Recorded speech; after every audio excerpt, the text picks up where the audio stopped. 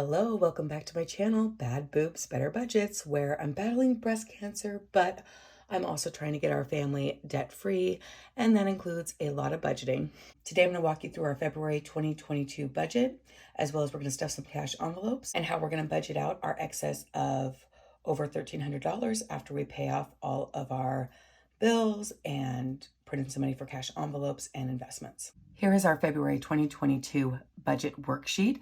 My husband gets paid once a month, so we really only have to do a monthly budget for our family of 4. We put his income here. He doesn't want me to share it, but we do put his February income here.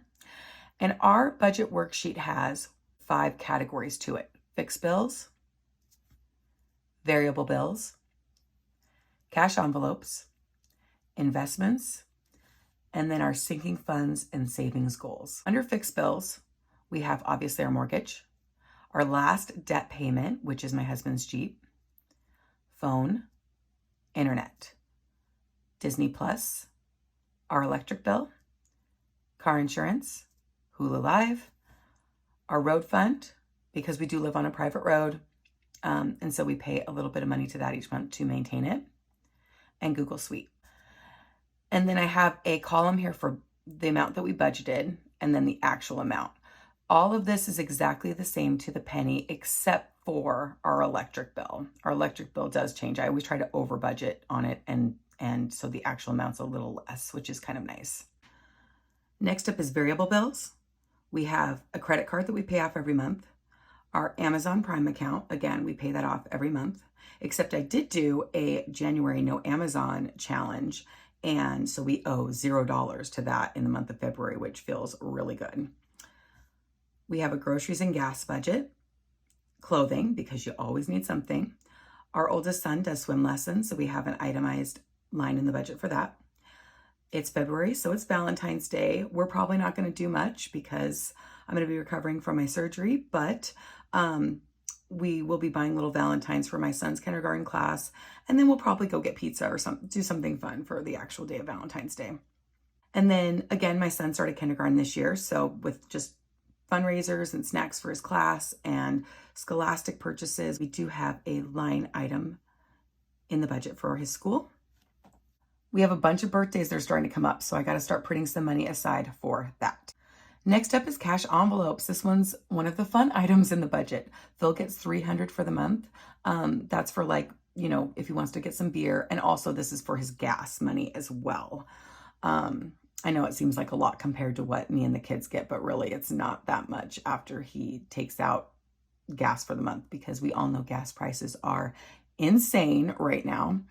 I get $20 and the kids get $40. And so that's a total of $360. And I went to the ATM yesterday, so let's stuff some cash envelopes. We have Phil's, we have mine, and we have one for the boys. The reason why Phil's looks different is because his is the only, we all had one little paper versions like this, and all of the other ones broke except for Phil's. Phil seems to be the only one that knows how to take care of his cash envelopes. I seem to rip them when I use them a lot. So Phil gets $300. He prefers $50 bills. So I got those out of the bank yesterday. 1, 2, 3. And we'll set him up for the month. I get 20. There's my 20. Oh, and I have a couple bucks left over from last month. Loving it. I feel like a rich woman right now. All right, and I am done. My boys. And then each one of my boys get 20 as well. So that's a total of 40. There's their envelope. There's 20 a piece for them. And we still have some Build-A-Bear. As you guys can see, they still have some Build-A-Bear gift cards that we got to use up. And they have their 40 from last month because we really didn't do much. We didn't really do much in the month of January. So we're going to add another 40 to that.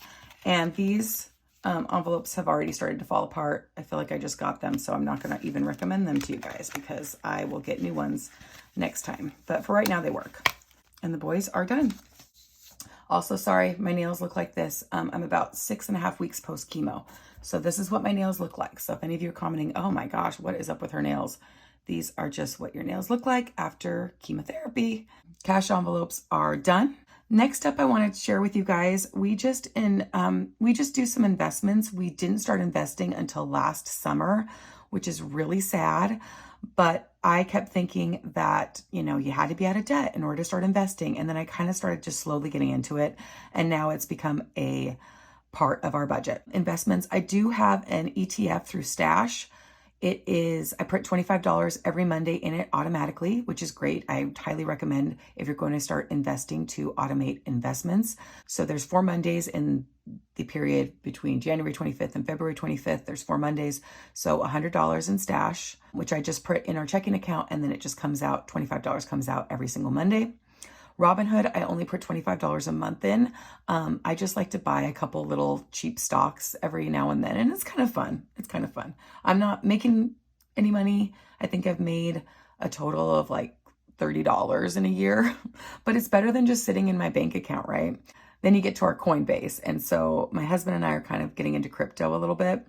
So we put $300 a month into Coinbase, and we kind of play around with that. 100 in Stash, 25 in Robinhood, 300 in Coinbase, with a total of $425 this month towards that. And then this is the really fun part. So after investments, after cash envelopes, after our variable bills, and after our fixed bills, I add them all up, I subtract by Phil's income, and then we get this beautiful, beautiful excess amount of $1349.97. With this money, this is the fun part where I kind of have a little bit more freedom of where we put it at.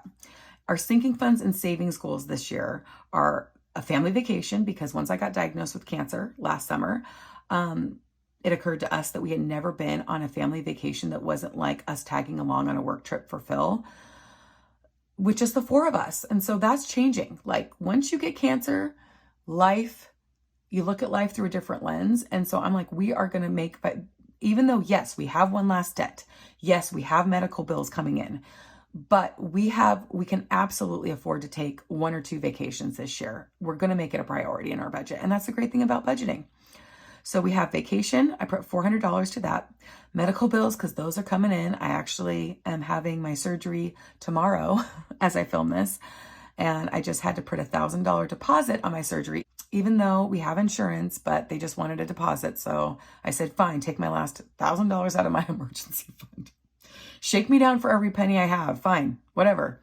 So I am putting another $400 to medical, $200 in our home fund, because we always have something going on. Unfortunately, because of the hospital shaking us down for our last $1,000 yesterday, we are only able to put $19.97 towards Phil's winter tires for next winter. But it's something.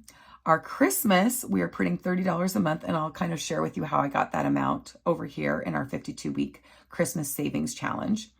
And then, because our emergency fund is literally down to 0, we're going to start building that back up and putting $300 in that.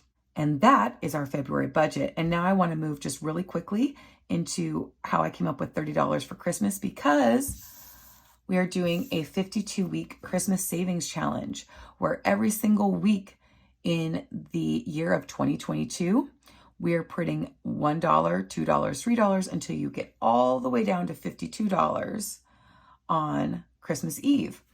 And the grand total, by taking just this weekly amount and building it up each week by $1, is almost $1,400. And that's almost exactly what we spend on Christmas every year.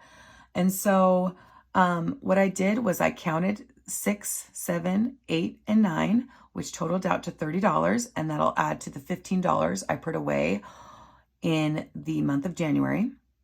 And we are set for Christmas. We are already starting to save for Christmas 2022, which is great. All right, guys, that's our February 2022 budget layout. That's how we budgeted our extra money.